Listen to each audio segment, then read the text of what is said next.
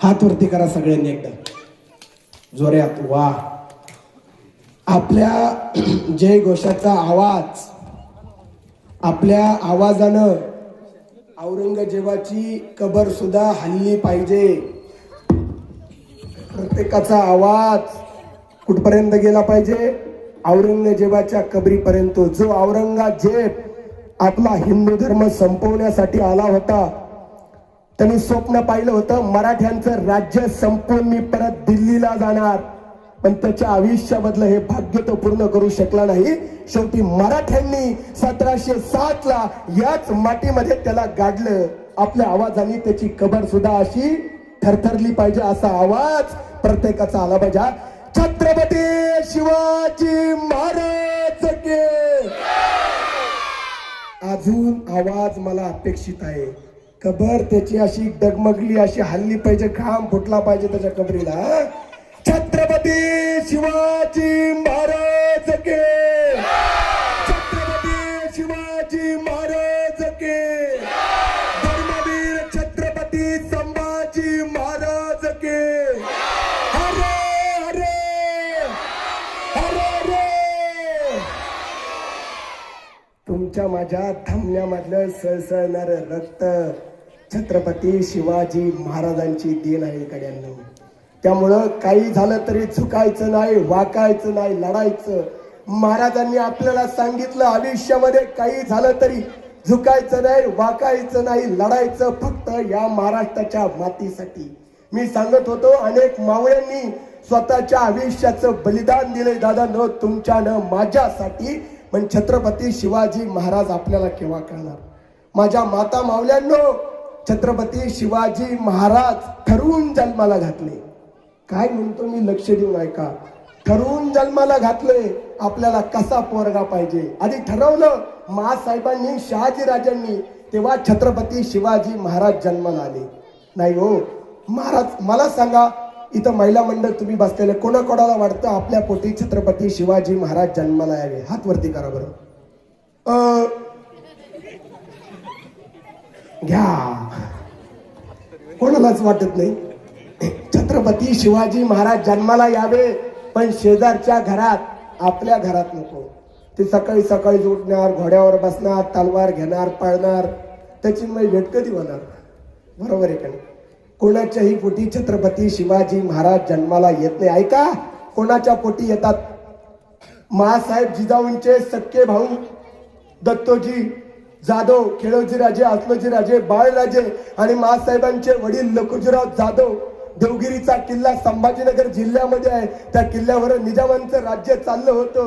त्या किल्ल्यामध्ये या सगळ्या भावांची कत्तल निजामांनी केली. कधी केली?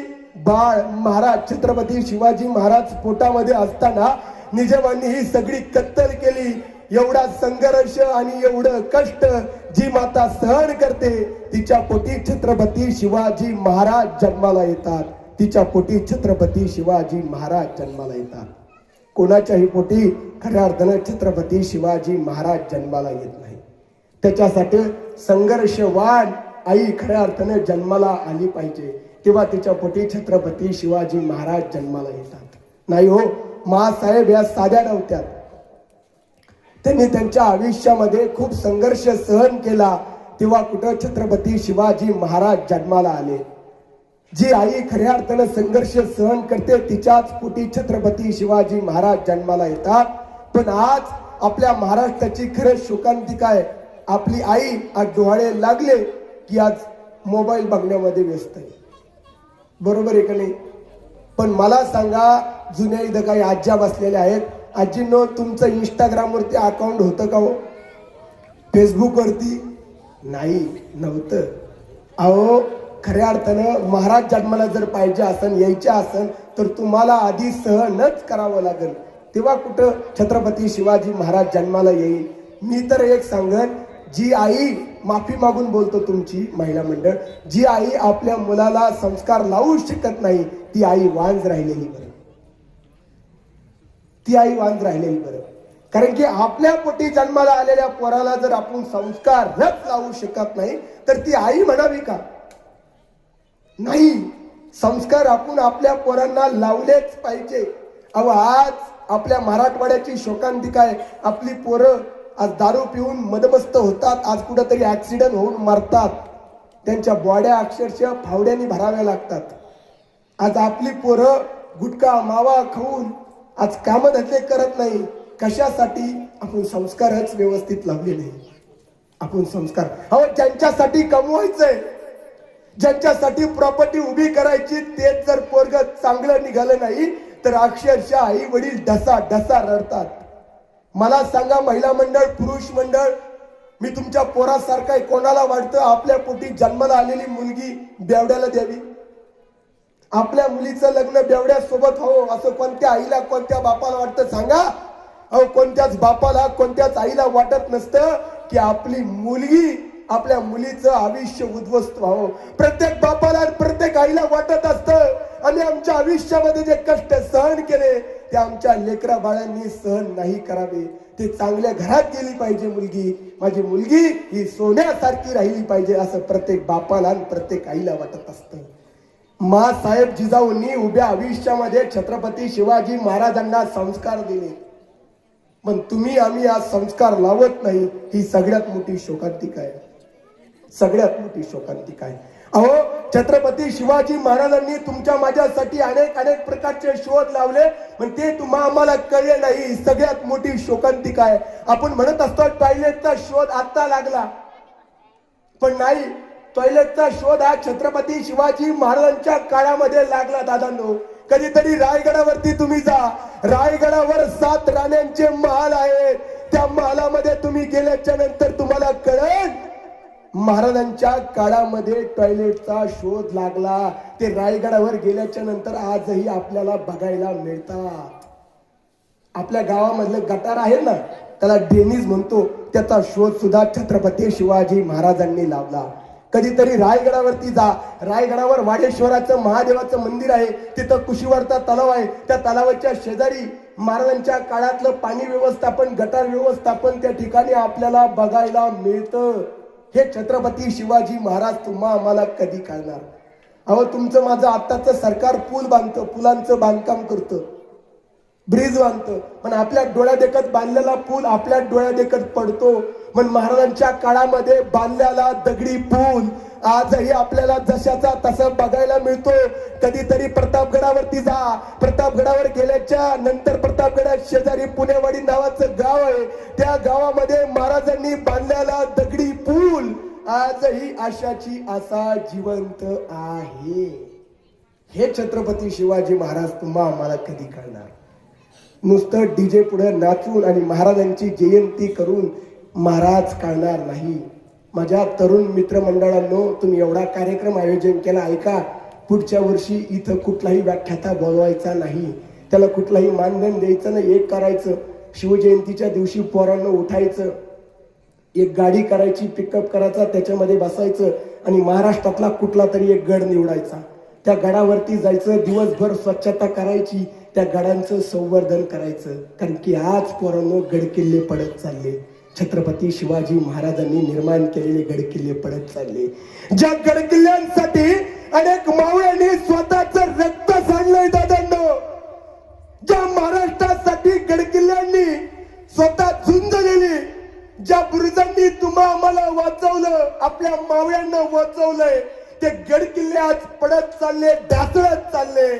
त्यांचं संवर्धन होणं सगळ्यात महत्वाची गोष्ट आहे दादांनो, सगळ्यात महत्वाची. म्हणून पुढच्या वर्षी एखाद्या गडाचं संवर्धन तुम्ही करणार, त्यावेळेस तुमच्या आयुष्यातली जयंती झाली असं म्हणता येईल दादांनो, असं म्हणता येईल. कारण की महाराजांना सुद्धा वाटन, अरे माझ्या मावळ्यांनी मी निर्माण केलेल्या गडकिल्ल्यांचं संवर्धन केलंय. कारण की पोरांनो ऐका, उद्या तुमची पोरं बाळ तुम्हाला विचारणार आहे, पप्पा आजोबा मला महाराजांचा रायगड दाखवा, बाबा मला महाराजांचा प्रतापगड दाखवा. त्यावेळेस आपण मोबाईल उघडणार, गुगल वरती जाणार, त्याच्यावरती नाव टाकणार प्रतापगड रायगड, त्याचे फोटो येणार, आपण आपल्या पोरांना दाखवणार, बाळा हा बघ रायगड, बाळा हा बघ प्रतापगड. संपलं हो, फक्त फोटो पुरते तुमचे माझे गडकिल्ले राहते. म्हणून दादांनो त्याचं संवर्धन आवश्यक करा. पण खरंच आज या महाराष्ट्रातली शोकांतिकावरती, मी पुणे जिल्ह्यात राहतो, पुणे जिल्ह्यामध्ये सिंहगड आहे. मी मागं सिंहगडावरती गेलतो, सिंहगडावरती तानाजी मालुसऱ्यांचं दर्शन घेतलं आणि रविवारचा दिवस होता. त्या रविवारच्या दिवशी मी मागं कल्याणच्या दरवाजाकडे गेलो. कल्याण दरवाजाकडे सिंहगडावर कल्याण दरवाजाकडे गेल्याच्या नंतर गडांच्या भिंती पाहिल्यावर माझ्या डोळ्यामध्ये पोरांनो पाणी आलं. मी विचार केला, छत्रपती शिवाजी महाराज जगले 50 वर्षाचं आयुष्य, पण या 50 वर्षाच्या आयुष्यामध्ये छत्रपती शिवाजी महाराजांनी कधी कोणत्या गडकिल्ल्याला स्वतःचं नाव दिलं नाही. पण काही पुण्यातली पोरं गडकिल्ल्यावरती गेल्याच्या नंतर एका बदामामध्ये त्याचं नाव, दुसऱ्या बदामामध्ये त्याचं प्रियसीचं नाव देऊन मोकळे होतात. हे सगळं बघितल्याच्या नंतर माझ्या डोळ्यामध्ये पाणी आलं. अरे मी विचार केला, माझा राजा जगला 50 वर्षाचं आयुष्य, पण 50 वर्षाच्या आयुष्यामध्ये काही गडकिल्ल्याला राजानं स्वतःचं नाव दिलं नाही. पण हे सगळं बघितल्याच्या नंतर माझ्या डोळ्यामध्ये पाणी आलं दादांनो. म्हणून महाराजांचे गडकिल्ले आज वाचले पाहिजे, ते जगले पाहिजे. त्याच्यासाठी आपला प्रत्येक मावळ्याचा प्रयत्न असला पाहिजे. कारण की तुमच्या माझ्या नसा नसामध्ये छत्रपती शिवरायांच्या विचारांचं रक्त आहे पोरांनो. तुमचा माझं आयुष्य आणि आयुष्यातला प्रत्येक श्वास तर श्वास फक्त छत्रपती शिवाजी महाराज. आपल्या आयुष्यातला प्रत्येक प्रसंग आणि आपल्या शरीरातलं रक्त म्हणजे छत्रपती शिवाजी महाराज. हे आपल्याला कधीतरी कळलं पाहिजे. हे आपल्याला कधीतरी कळलं पाहिजे. दादांनो, आपल्याला आपल्या आजोबाचं पंजोबाचं नाव व्यवस्थित माहित नाही. माहिती आहे कोणाला? तुमच्या माझ्या पंजोबा आजोबाचं नाव आपल्याला माहित नाही. पण आज छत्रपती शिवाजी महाराज जाऊन 400 वर्ष होत आले तरी या राजाची जयंती आपण साजरी करतो. या राजाचं कर्तृत्व तुम्हाला आम्हाला माहित आहे का? कारण की हा राजा जागला या मातीसाठी. म्हणून पोरांनो, तुमच्या माझं आयुष्य कसं असावं? गावाला आपला स्वाभिमान असला पाहिजे असं तुमचं माझं आयुष्य असलं पाहिजे. माणसाचं आयुष्य कसं असावं सांगून जाऊ का? ऐका, आपलं चारित्र्य कसं असावं? अरे आपण गेल्याच्या नंतर, आपण मेल्याच्या नंतर आपल्या भावकीच्या डोळ्यामध्ये पाणी येईन साहजिक आहे. आपल्या पोराबाळांच्या नातेवाईकांच्या डोळ्यामध्ये पाणी येईन साहजिक आहे. पण आपण मेल्याच्या नंतर आपल्या कट्टर दुश्मनाच्या डोळ्यामध्ये पाणी आलं पाहिजे. असं माणसाचं जगणं असलं पाहिजे. असं माणसाचं जगणं असलं पाहिजे. आपल्या वाढदिवसाला होणारी गर्दी बघू नका दादांनो. वाढदिवसाला होणारी गर्दी पार्टी देण्यासाठी असते, आपल्याला गाडण्यासाठी असते. पण आपण मेल्याच्या नंतर आपल्या अंत्ययात्रेला झालेली गर्दी आपण आपल्या आयुष्यामध्ये काय कमवलं ही सांगणारी असते. ही सांगणारी असते. म्हणून स्वच्छ आणि सुंदर आयुष्य जगा. थोडं आयुष्य राहिले. महिला मंडळ, पुरुष मंडळ, कोणाचे 10 वर्ष राहिले असेल, कोणाचे 30 वर्ष राहिले असेल, कोणाचे माहित नाही. उद्या तुम्ही मरणार आहे का मी मरणार आहे? अहो, रात्री झोपलेला माणूस सकाळी उठण का नाही कोणालाच माहित नाही. मग कुठपर्यंत गर्व करायचा? कुठपर्यंत याची जिरो त्याची जिरो? कुठपर्यंत दुसऱ्याचे बांध कोरायचे? कुठपर्यंत दुसऱ्याच्या घरामध्ये भांडणं लावायचे? कुठपर्यंत दुश्मनी? कुठपर्यंत? अहो, अंगामध्ये घातलेला शर्ट सुद्धा सोबत घेऊन जाणार नाही. मग कुठपर्यंत गर्व करायचा माणसाने? एक सांगून जो ऐका, तुमच्या माझ्या नाकामध्ये घालायचा कापूस रोज कोणाच्या ना कोणाच्या शेतामध्ये थोडा थोडा वाढतोय. तुमच्या माझ्या तिरडीचे बांबू रोज कोणाच्या ना कोणाच्या शेतामध्ये थोडे थोडे वाढतायत. गुलाल, मुरमुरे, चिल्लर सगळे तयार आहे. आपल्याला जाळण्याची सगळी सामग्री तयार आहे. फक्त वाट बघितली जाती, हा माणूस केव्हा मरतो आणि आपण मेल्याच्या नंतर एका तासामध्ये गाव गोळा होतो आपल्याला पेटून देण्यासाठी. पेटून देण्यासाठी काही नाही सोबत येणार दादांनो. म्हणून चांगलं आयुष्य जगा. आपण जर गेलो ना, आपण मेलो ना, गावातल्या प्रत्येक माणसाच्या डोळ्यामध्ये पाणी आलं पाहिजे. प्रत्येक गावातल्या माणसाला, तरुण पोरांना वाटलं पाहिजे हा माणूस चांगला होता, गावासाठी काहीतरी करत होता, हा माणूस जगायला पाहिजे होता. असं प्रत्येक माणसाच्या डोळ्यामध्ये पाणी आलं पाहिजे. ते माणसाचं खरं जगणं. कारण की आयुष्याच्या चित्रपटाला दादांनो वन्स मोर नाही. परत हा चित्रपट कधीच लागणार नाही. म्हणून मिळलंय ना, देवाने दिलंय ना सुंदर आयुष्य, चांगलं जगा. हा, दुसऱ्यासाठी जगा. जी माणसं दुसऱ्यासाठी जगतात त्यांची जयंती साजरी होते. काय म्हणलो? जी माणसं समाजासाठी दुसऱ्याच्या सुखदुःखामध्ये सहभागी होतात त्याच माणसाची या मातीमध्ये जयंती साजरी होते. छत्रपती शिवाजी महाराज तुमच्या माझ्यासाठी जगले, तुमच्या माझ्यासाठी या मातीसाठी रक्त सांडलं, म्हणून आज महाराजांची जयंती साजरी होते. तुमची माझी का होत नाही याचा कधीतरी डोक्यामध्ये विचार आला का? का आपली जयंती पुण्यतिथी साजरी होत नाही? रामाची काय साजरी होते? बोला, रामाची काय होते? नवमी, रामनवमी, बरोबर का? देवीचं नवरात्र. तुमचे आमचे पित्र, बरोबर आहे की नाही? तुमचे आमचे पित्र का? त्यांची जयंती का? विचार आलाय? यांची जयंती का? आपले पित्र का? कारण की ये या मातीसाठी जगले, दुसऱ्याच्या सुखदुःखामध्ये हाजरी लावली त्यांनी, ते जगले तुमच्या माझ्यासाठी, म्हणून त्यांची जयंती पुण्यतिथी. ऐका, इथं सगळे तुम्ही गावकरी या ठिकाणी बसलेत, पण ऐका, उद्या सकाळ उजळली की देवाच्या दर्शनाला सगळ्यांनी जायचं. इकडे लक्ष द्या.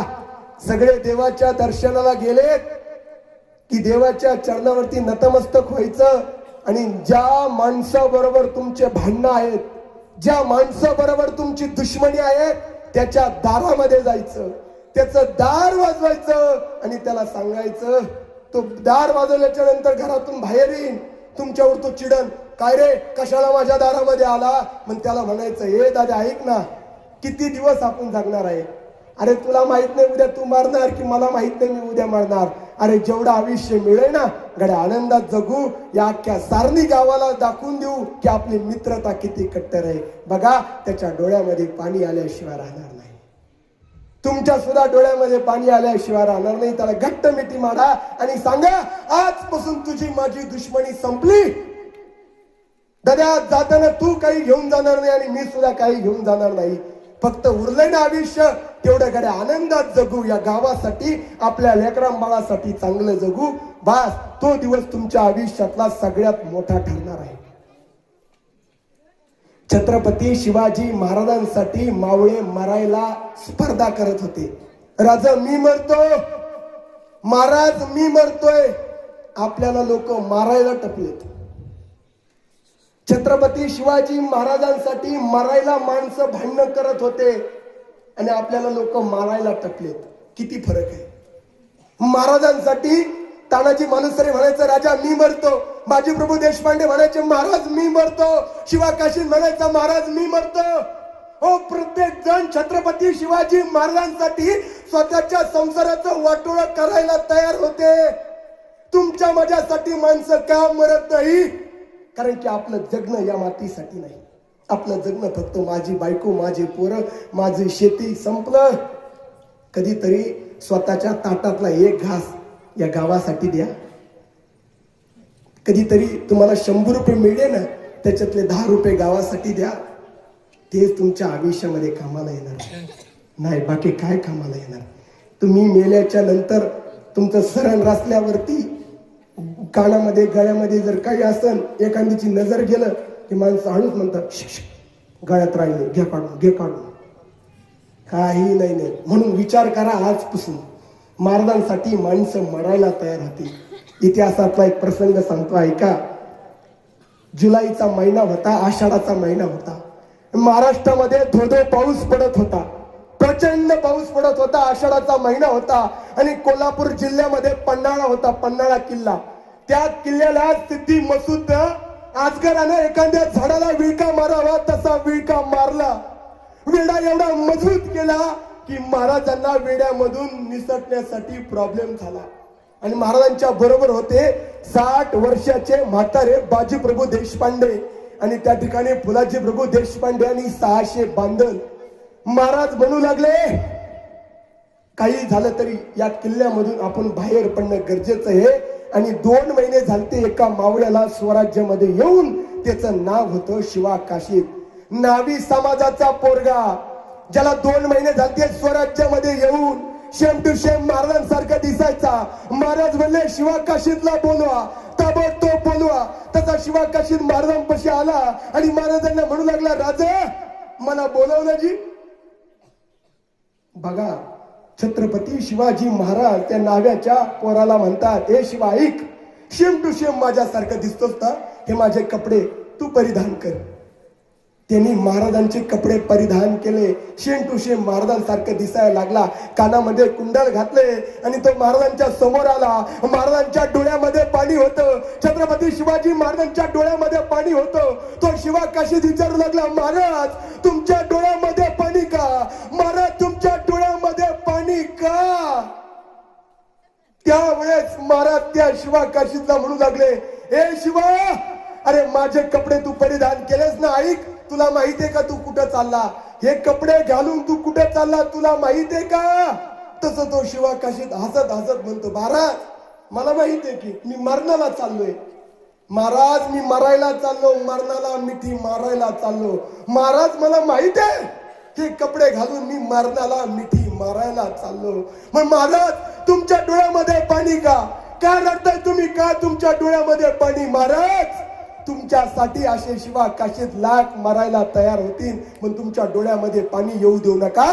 तेवढ्यात ऐका, आषाढाचा महिना, धोधो पाऊस पडत होता.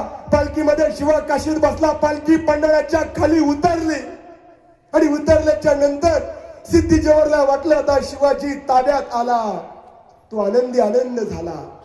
पण त्या छावणीमध्ये अफजल खानाचं पोरग होतं, त्याचं नाव फाजल खान. त्या फाजल खानाला माहित होतं वरिष्ठ शिवाजी महाराज कोण आहेत म्हणून. कारण की ज्या वेळेस महाराज अफजल खानाला मारत होते त्यावेळेस सय्यद बंडाच्या तलवारीचा वार महाराजांच्या डोक्यामध्ये झालेला होता. आणि फाजल खान म्हणू लागला, हे जर शिवाजी महाराज असतील तर यांच्या डोक्यामध्ये तलवारीचा वार असलाच पाहिजे. आता ऐका, तो सिद्धीजीवर विचारू लागला शिवाला, सजवता तू है शिवाजी? तसं शिवा काशीद म्हणू लागला, हा मी शिवाजी महाराज, मी शिवाजी महाराज. आणि सिद्धी मसूदनी तलवार त्याच्या डोक्यावर धरली. डोक्यावर धरल्याच्या नंतर त्याचा जिरेटोप बाजूला टाकला आणि तसा जिरेटोप बाजूला टाकला तसं तलवारीची खून डोक्यावरती नव्हती. तुमचा माझा शिवा सापडला, तुमचा माझा शिवा सापडला. तसा सिद्धी मसूदने तलवार काढली, साप तशी शिवाच्या छातीमध्ये घुसली. जशी तलवार घुसली तशी आरपार पाठीतून बाहेर आली. सिद्धी विचारत होता, सच बता तू आहे शिवाजी? तसं तुमचं माझं नाव्याचं पोरग म्हणत होतं, अरे जन्माला जरी शिवा काशीद म्हणून आलोय, मरताना शिवाजी महाराज म्हणून मरतोय. हे माझ्या आयुष्यातलं सगळ्यात मोठं भाग्य आहे, सगळ्यात मोठं भाग्य की मरताना मी शिवाजी महाराज म्हणून मरतोय, शिवाजी महाराज म्हणून मरतोय. शिवा तुम्हा मला सांगत सांगत आपल्यासाठी मेला. विचार नाही केला कुणीच. तुमच्या माझ्यासाठी मरायला कोणीच मागं पुढं पाहत नव्हतं. कारण की प्रत्येक मावळ्याला माहित होतं शिवाजी महाराज जर जगले तर तुमचे माझे पोरं उद्या जगतील, तुमचे माझे मंदिर सुरक्षित राहतील. म्हणून प्रत्येक जण तुमच्या माझ्यासाठी मरायला तयार होतं. आणि ऐका, त्या पन्हाळगडामध्ये महाराज एका पालखीमध्ये बसले स्वतः. आणि पालखी बाजीप्रभू देशपांड्यानं, एका 60 वर्षाच्या म्हाताऱ्या बाजीप्रभू देशपांड्यानं पालखी महाराजांची घेतली. पालखीमध्ये महाराज बसले होते. बाजीप्रभू देशपांड्यांना माहित होतं हा राजा जर जगला तर उद्या आपली लेकरं बाळं जगतील, हा राजा जगला पाहिजे. खऱ्या अर्थाने चिखल तुडवत तुडवत, पाऊस झपझप पडत पडत ही सगळी माणसं विशाळगडाच्या दिशेने चालले होते. आणि सगळं अंतर कापल्याच्या नंतर सिद्धी मसूदची फौज यांना सर्वांना गाठले ते म्हणजे पावन खिंडीमध्ये. आणि पावन खिंड आल्याच्या नंतर 60 वर्षाचे म्हातारे बाजी प्रभू सांगतायत, राजा हे 300 बांधण घेऊन तुम्ही विशाळगडावरती जा, 3 तोफेचे बार द्या, मी समजून जाईल महाराष्ट्राचा राजा सुखरूप पोहोचलाय. तोपर्यंत महाराज तुमची शपथ आहे मला, या घोडकिंडीमध्ये एकालाही पुढे येऊ देणार नाही. महाराज या 60 वर्षाच्या म्हाताऱ्याची शरीराची चाळण झाली तरी चालेल, पण एकाही गनिमाला पुढे येऊ देणार नाही. वेळ प्रसंगी हा बाजी स्वतःच्या देहाची चाळणी करीन, स्वतःच रक्त या महाराष्ट्राच्या मातीसाठी वाहील, पण राजा एकाही दुश्मनाला पुढे येऊ देणार नाही. राजा तुम्ही निघा, राजा तुम्ही जा विशाळगडावर. मी इथं लढायला तयार होतो. पोटात अन्नाचा कण नव्हता 60 वर्षाच्या बाजीप्रभू देशपांड्यांच्या. दोन्ही हातामध्ये दानपट्टे घेतले आणि त्या दानपट्ट्याने फिरवत फिरवत हा 60 वर्षाचा बाजीप्रभू डब्बल सिद्धी मसूदची 3000ची फौज, कोण सिद्धी मसूदच्या फौजेचे कुठे हात कापतोय, कुठे मुंडके कापतोय, कुठे पाय कापतोय. या बाजीप्रभू देशपांडेने असा पराक्रम केला. सिद्धी वैतागला. सिद्धी म्हणू लागला, क्या बुड्ढा आहे, अरे काय म्हातारा आहे, काय लढतंय कशासाठी, अरे मरणारच आहे तरी पण लढतंय रे. माहित होता बाजीप्रभूंना मी मरणार आहे, पण तरी लढत होते तुमच्यानं माझ्यासाठी. होय, तुमच्यानं माझ्यासाठी प्रत्येक मावळा लढत होता, मरत होता दादांनो. आणि बाजीप्रभू देशपांडे लढत होते घोडखिंडीमध्ये. अहो आजपर्यंत ती घोडखिंड पाण्यानं वाहत होती, पण 12 जुलै 1660 या दिवशी ती घोडखिंड प्रत्यक्ष रक्तानं लालबुंद झालती. 60 वर्षाच्या बाजीप्रभू देशपांडेच्या अंगावर असे वार झालते, शेंदूर फासल्या हनुमानासारखे बाजीप्रभू दिसत होते. तेवढ्या सिद्धी मसूदच्या बंदुकी मधून एक गोळी सुटली दादांनो. ती गोळी सुई सुई करीत बाजीप्रभू देशपांडेच्या दिशेने आली, बाजीप्रभू देशपांडेंच्या छाताडामध्ये घुसली.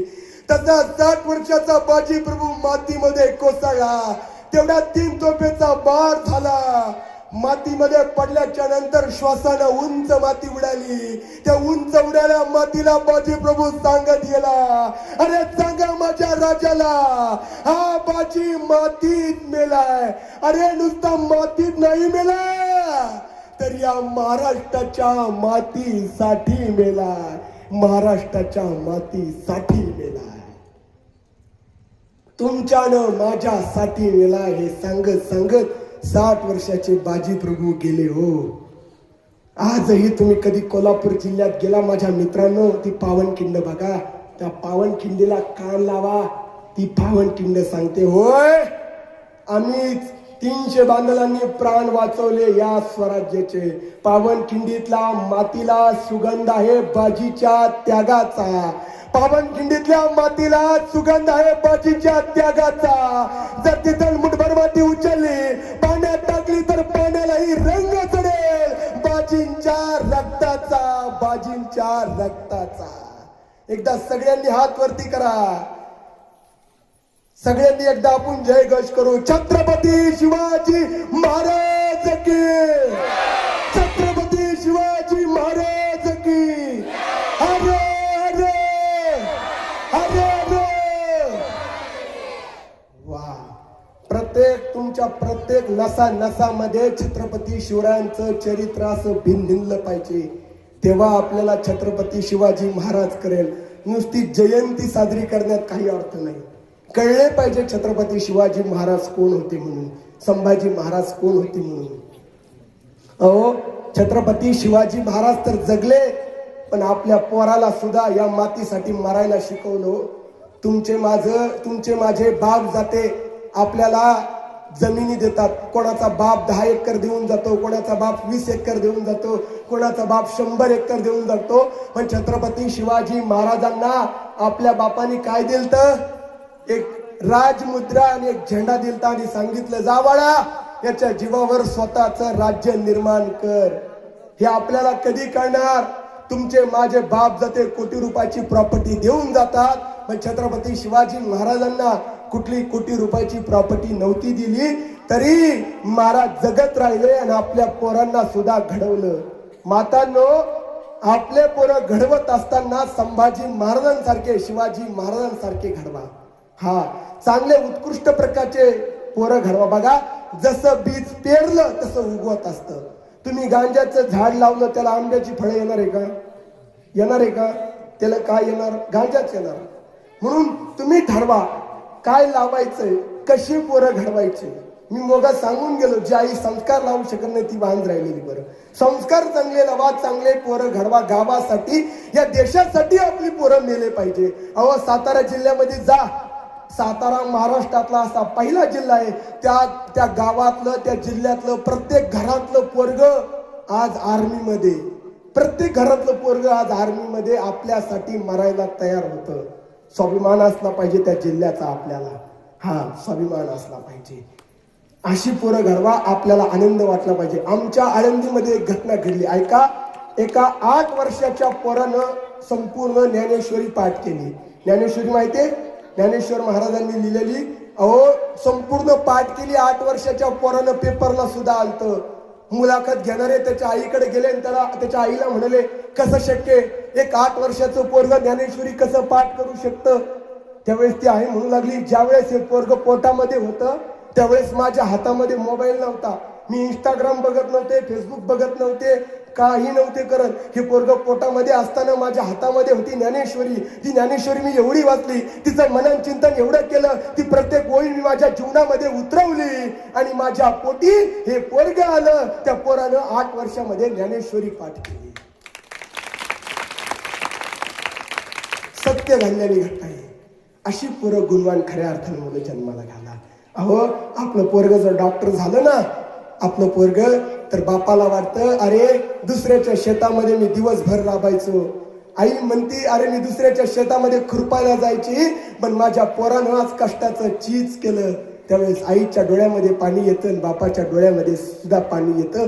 असं सुंदर आयुष्य पोरांनो जगा. कारण की आपण गेल्याच्या नंतर गावाला आपला वैताग नाही झाला पाहिजे, तर प्रत्येक गावातल्या माणसाला वाटलं पाहिजे हे पोरग चांगलं होतं, हे चांगलं कार्य करत होतं. बस हेच तुमच्या सोबत येणार आहे. दुसऱ्याचा तळतळात घेण्यापेक्षा माणसाने दुसऱ्याचे आशीर्वाद घेतले पाहिजे, तेच आपल्या सोबत येणार आहे. दुसऱ्याचे आशीर्वाद आणि दुसऱ्याचे चांगले शब्द आयुष्यामध्ये घ्या. कोणाचा तळतळात घेतलं ना आपल्या आयुष्यात कधीच चांगलं होत नसतं. लक्षात ठेवा, एखादं गावातलं पोरं, ही पोरं जर काहीतरी करत असन, आज एवढा मोठा कार्यक्रम करतायत, गावातल्या सगळ्यांनी त्यांना सपोर्ट केला पाहिजे.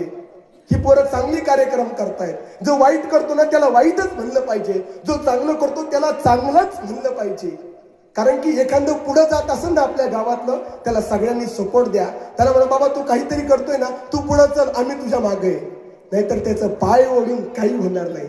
आपल्या गावाचं नुकसान होईल, आपलं नुकसान होईल. दुसऱ्याच्या सुख दुःखामध्ये सामील व्हा.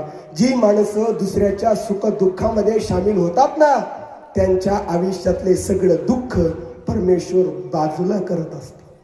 लक्षात ठेवा, कर्माचा फेरा हा प्रत्येकाला चुकवावा लागतो. देवाच्या दरबारामध्ये कोणालाच माफी नाही. रावणाकडं प्रचंड संपत्ती होती, सोबत काही घेऊन गेला नाही. तुम्हाला माहिती आहे, मला माहिती आहे. म्हणून आपण बिना कपड्याचे आलतो, बिना कपड्याचे वर जाणार आहे. आपण म्हणतो श्रीमंताचा मोबाईल वेगळा, गरीबाचा मोबाईल वेगळा. श्रीमंताची गाडी वेगळी, गरीबाची गाडी वेगळी. पण मशान भूमीतली राख श्रीमंताची सुद्धा सारखीच आणि गरीबाची सुद्धा सारखीच. कोटी रुपयाचं बांधलं काय, 1.5 कोटीचं बांधलं काय, शेवटी पत्राच्या शेडमध्येच आपल्याला जाळणार आहे. हे लक्षात ठेवा. मिळालाय सुंदर असा आयुष्य, मिळालाय असा सुंदर असा देह, या मातीसाठी अर्पण न केला. अर्पण न करा. कोणी केलता माहितीये का? या मातीसाठी स्वतःचा देह कोणी अर्पण न केलता. ऐका, या महाराष्ट्रातली घटना ऐका, सत्य घडलेली घटना ऐका. 1 फेब्रुवारी 1689, तारीख लिहून घ्या. 1 फेब्रुवारी 1689, पन्हाळगडावरती किल्लेदार होते माळसोजी बाबा घोरपडे. आणि 1 फेब्रुवारी 1689 रत्नागिरी जिल्हा संगमेश्वर सरदेसाईंचा वाडा, तिथं तुमचा माझा छावा छत्रपती संभाजी महाराजांना पकडण्यात आलं. तारीख होती 1 फेब्रुवारी 1689. आणि पन्हाळगडाच्या खालून मुकब्बर खान तब्बल फौज घेऊन निघाला संगमेश्वरच्या दिसाईने. आणि रात्रीचे 10 वाजले होते. पन्हाळगडावरती किल्लेदार होते माळसोजी बाबा घोरपडे. त्यांनी किल्ल्याच्या खाली डोकून बघितलं तर काय, मुकब्बर खान फौज घेऊन संगमेश्वरच्या दिशेने जातोय. ज्या संगमेश्वरामध्ये तुमचा माझा राजा थांबलेला आहे, त्या ठिकाणी जातोय. माझ्या राजांना पकडण्यासाठी जातोय. आणि हे बघितल्याच्या नंतर 65 वर्षाचे माळसोजी बाबा घोरपडे घोड्यावरती बसले, टप टप टप करत त्या खऱ्या अर्थाने सरदेशांच्या वाड्यामध्ये पोहोचले. आणि पोहोचल्याच्या नंतर महाराजांना सांगतायत, राज आत्ताच्या आत्ता ताबडतोब इथून निघून जा. मुकब्बर खान येतोय. महाराजांच्या बरोबर होते खंडोबाला कवी कलश. आणि हे सगळं संवाद चालू असताना मुकब्बर खानानं संगमेश्वरला वेढा दिला आणि तुमचा माझा राजा गिरफ्तार झाला. पण ऐका, महाराजांना हात लावण्याचं कोणाचंही धाडस होत नव्हतं. मुकब्बर खानाच्या कोणाच्याही त्यांच्या फौजेमधलं कोणाचंही धाडस होत नव्हतं संभाजी महाराजांना हात लावण्याचं. राजाने नुसती नजर वर करून बघितली तर 4 पावलं माग सरकायचा मुकब्बर खान. पण कुणीतरी पाठीमागून साखळदंड फेकले. साखळदंडामध्ये तुमचा माझा राजा गिरफ्तार झाला. उंटाच्या शेपटीला महाराजांना बांधण्यात आलं. आणि याच महाराष्ट्राच्या मातीमध्ये रत्नागिरी जिल्ह्यामध्ये 1 फेब्रुवारी 1689 ला तुमच्या माझ्या राजाची धिंड काढण्यात आली. फरफडत फरफडत ओढत ओढत नेण्यात आलं. अरे गावच्या वेशी शेजारून नेलं जात होतं संभाजी महाराजांना. पण गावातल्या गावकऱ्यांना माहित नव्हतं तुमचा माझा राजा काही चालाय. गडावरल्या धारकऱ्यांना गडाच्या शेजारून नेलं जात होतं. पण गडावरल्या धारकऱ्यांना माहित नव्हतं तुमचा माझा राजा काही झालाय. परपडत परपडत करत नेण्यात आलं. 15 फेब्रुवारी 1689 अहिल्यानगर जिल्हा तालुका श्रीगोंदा बहादूरगडावर आणण्यात आलं. आणि एक हेर औरंगजेबाकडे धावत गेला. औरंगजेबाला म्हणत होता, हुजूर बड़ी खुशी की बात है, संभा गिरफ्तार हुआ.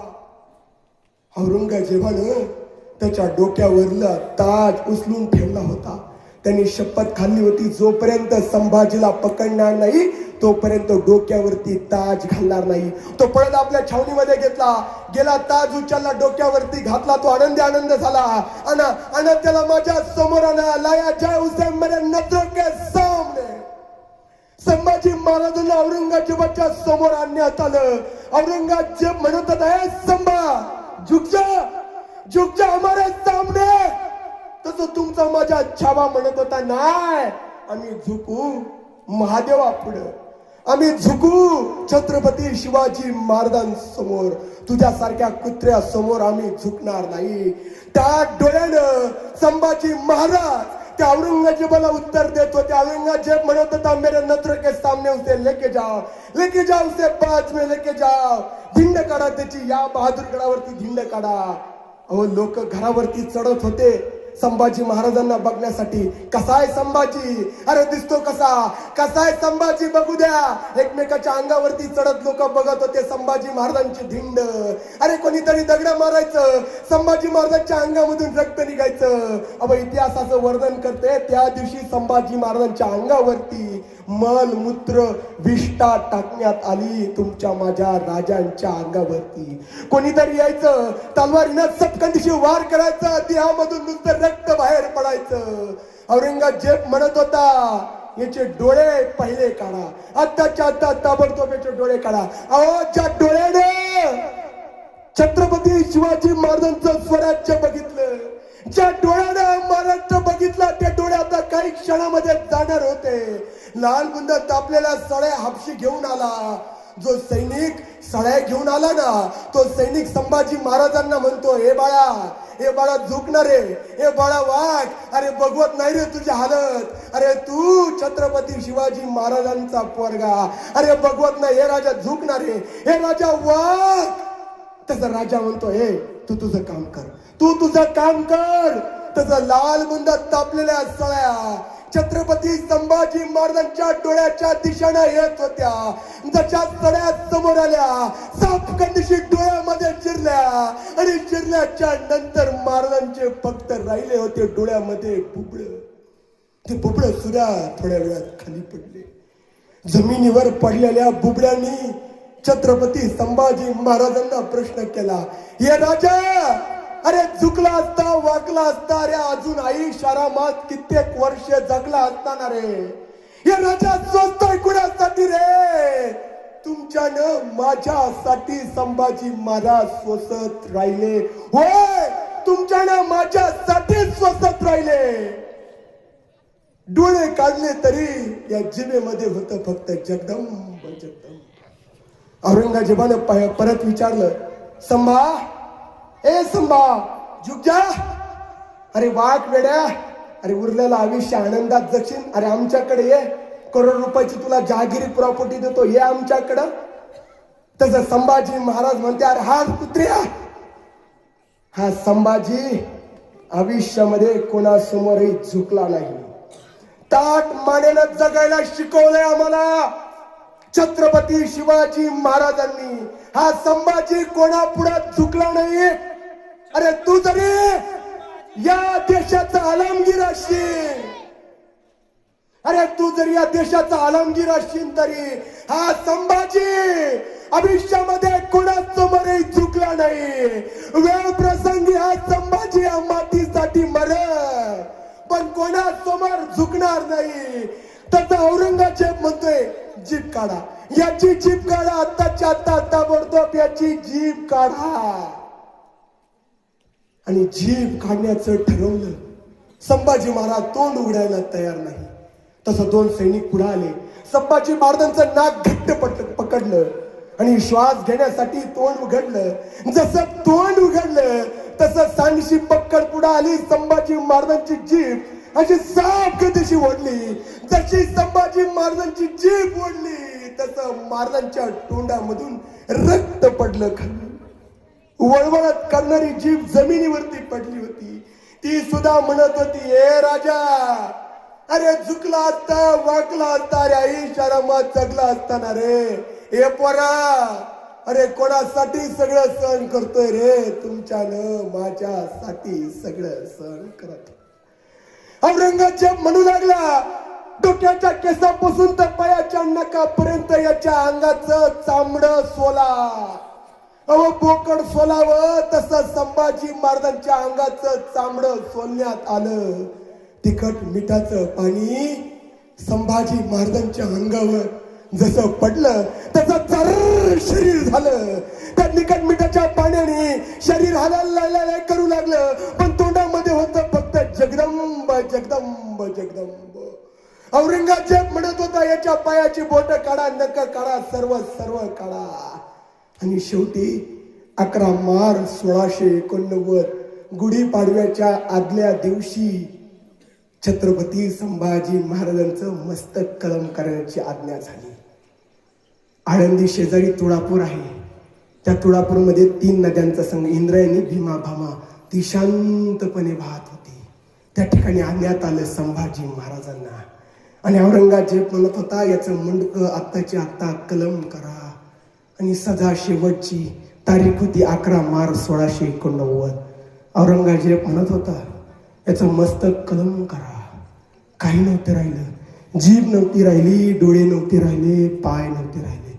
शेंदूर फासल्या हनुमानासारखे संभाजी महाराज दिसत होते. अंगामध्ये नुसतं रक्त रक्त होतं राजांच्या. अंग पूर्ण रक्तानं माजलं होतं. नव्हते डोळे, नव्हती जीभ. शेवटची शिक्षा सुनात आली, याचं मस्तक कलम करा. तसा हबशी तलवार घेऊन संभाजी महाराजांच्या दिशेला येत होता. त्याच्या डोळ्यामध्ये सुद्धा पाणी होतं, पण त्याचा नाईलाज होता औरंगजेबापुढं. त्या हबशीच्या डोळ्यामध्ये पाणी आलं. तो म्हणत होता, अरे काय पोरगा जन्माला आला रे?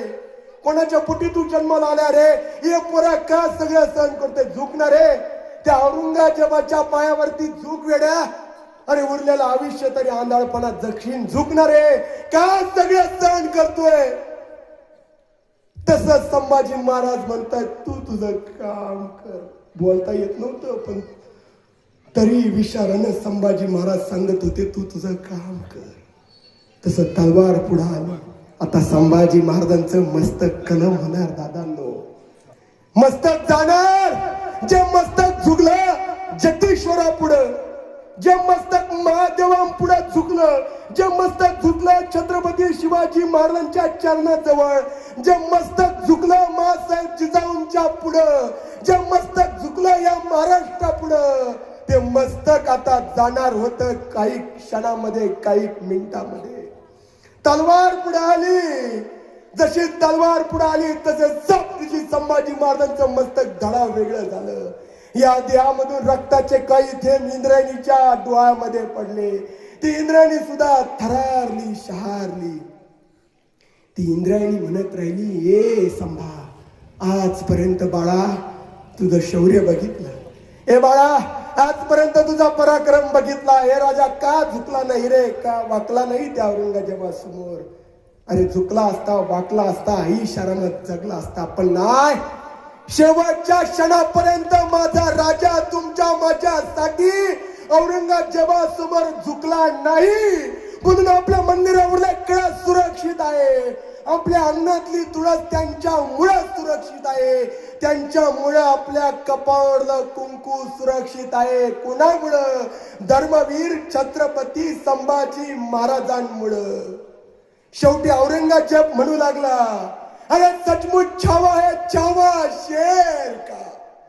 हमने आंखें निकाल ली उसकी मगर झुकी नहीं आंखें उसने हमारे सामने. हमने जबान काट दी उसकी मगर उस जबान से हम आगे नहीं रेम के दो लफ्ज. हमने पाँव काट दिए उसके मगर झुके नहीं घुटने हमारे सामने. सचमुच छावा है, छावा शेर का, शेर का. संभाजी महाराजांनी वयाच्या 32व्या वर्षी या देशासाठी, तुमच्या माझ्यासाठी स्वतःच बलिदान दिलं. दादांनो, बलिदान दिलं. त्यांच्यामुळं आपला धर्म जिवंत आहे, त्यांच्यामुळं आपली माती जिवंत आहे. औरंगजेबानं आपल्या हिंदूंची धर्मगीता जाळवली होती, आपल्या मंदिरावरले कळस त्यांनी पाडले होते. सगळ्यात पहिले संरक्षण जर कोणी केलं असेल, धर्मवीर छत्रपती संभाजी महाराजांनी. म्हणून त्या राजाचा आदर्श आपल्या डोळ्यापुढे असला पाहिजे, छत्रपती शिवरायांचा आदर्श आपल्या डोळ्यापुढे असलं पाहिजे. त्यांच्या विचारांची आपण जयंती साजरी केली पाहिजे. कारण की राजांचे विचार असे होते, महाराजांनी उभ्या आयुष्यामध्ये कधी जाती भेद केला नाही. छत्रपती शिवाजी महाराजांच्या स्वराज्यामध्ये प्रत्येक जातीतला मावळ होता. नावी समाजाचा होता, धनगर समाजाचा होता, लोहार कुंभार सगळ्या समाजातली मावळे महाराजांकडे होती. पण तुमची माझी शोकांतिका आपण आज जाती भेद करतो, महाराजांनी उभ्या आयुष्यामध्ये केला नाही. म्हणून एक मताने महाराजांची जयंती साजरी करा. चांगला उपक्रम खऱ्या अर्थानं या गावातल्या मुलांनी घेतलाय, मला आनंद वाटला. म्हणून या सगळ्या तरुणांसाठी एकदा जोरदार टाळ्या वाजवा, जोरदार. कारण की आपल्या गावातल्या पोरांनी आपल्या गावासाठी काहीतरी उपक्रम केलाय. आज तुम्हाला काहीतरी संभाजी महाराज, शिवाजी महाराज कळले का नाही? कळले का नाही? का नुसतं दाव्याला आले म्हणे कळले का? हा वा. म्हणून या ठिकाणी मला बोलवल्याबद्दल सर्व तरुणाचे मनपूर्वक आभार व्यक्त करतो. बोलत असताना माझ्याकडून काही चुकीचे शब्द गेले असेल ते माझ्या वाणीचा दोष. जे काही बरोबर असेल ते तुम्ही घ्या, जे काही चुकलं असेल त्यांनी मला तुमचा मुलगा म्हणून माफ करा, ज्याला एक असेल त्यांनी दुसरा म्हणून मला माफ करा, ज्याला 3 असेल त्यांनी चौथा म्हणून माफ करा, ज्याला काहीच नसेल त्यांनी मला दत्तक घ्या. सगळी प्रॉपर्टी माझ्यावर करा. तुमची प्रॉपर्टी नको, काही नको.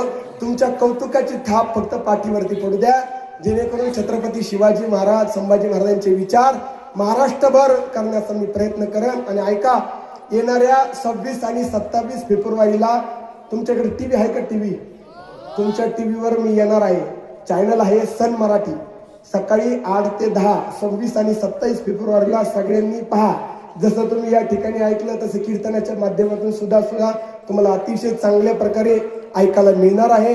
आणि कसं वाटलं कसं नाही याचा मला रिप्लाय द्या. या ठिकाणी तुम्ही मला बोलवलंय, तुमच्या सगळ्यांच्या चरणी मी नतमस्तक होतो. या ठिकाणी थांबतो. जय जिजाऊ, जय श्री.